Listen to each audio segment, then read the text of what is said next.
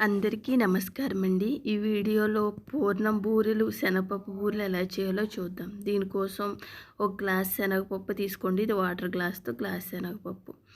దీన్ని శుభ్రంగా 2 సార్లు కడగండి. కడుక్కున్న గ్లాసుకి 2 గ్లాసులు వేసి కుక్కర్ ఒక 5, 6 విజిల్స్ వచ్చే వరకు పెట్టుకోండి. మీడియం మంటలో కుక్కర్ పెట్టుకోండి, మాడిపోకుండా బాగా ఉడుకుతాయి. ఇలా స్టవ్ మీద పెట్టి ఒక 5, 6 విజిల్స్ వచ్చినాక కుక్కర్ మూత తీసి చల్లారిన కుక్కర్ మూత తీసి చూడండి. ఇలా ఉడికి ఉండాలి. దీన్ని పప్పు కుడకతో తిప్పండి. పప్పు అంతా మెత్తగా అవుతుంది.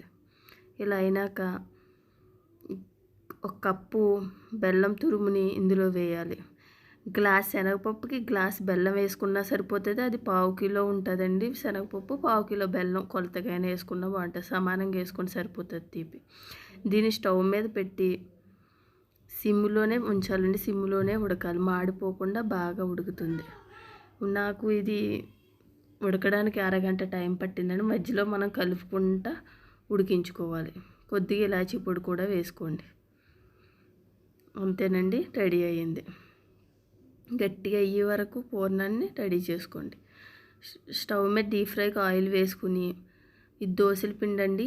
గ్లాస్ మినపప్పుకి 2 గ్లాసుల బియ్యం వేసి రెడీ చేసుకున్నాను. ఇలా కొంచెం గట్టిగా రుబ్బుకోవాలి. దీంట్లో సరిపడా సాల్టు నైవేద్యానికి కాబట్టి కొద్దిగా బెల్లం తురుము వేసుకోవాలి. 1 స్పూన్ బెల్లం తురుము వేసుకుంటే సరిపోతుంది.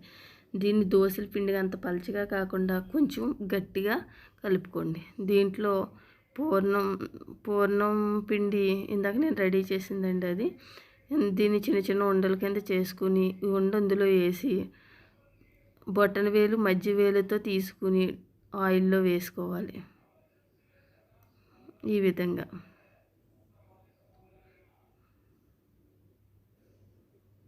వేసుకున్నాక దీన్ని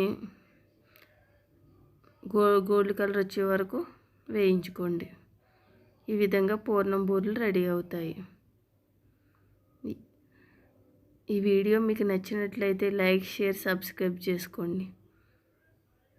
లైక్ తప్పకుండా చేయండి. లైక్ చేయడం వల్ల వేరే వాళ్ళకి ఈ వీడియో రికమెండేషన్ చేయబడుతుంది. అలాగే సబ్స్క్రైబ్ చేసుకోండి.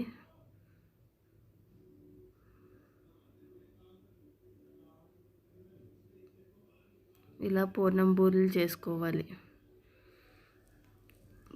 గ్లాస్ శనగపప్పుకి గ్లాస్ బెల్లము పెట్టి సిమ్లో పెట్టి బాగా ఉడికించుకోవాలండి. హైలో పెడితే మాడిపోతుంది. అంతేనండి. వీడియో మీకు నచ్చినట్లయితే లైక్, షేర్, సబ్స్క్రైబ్ చేసుకోండి. Thank you.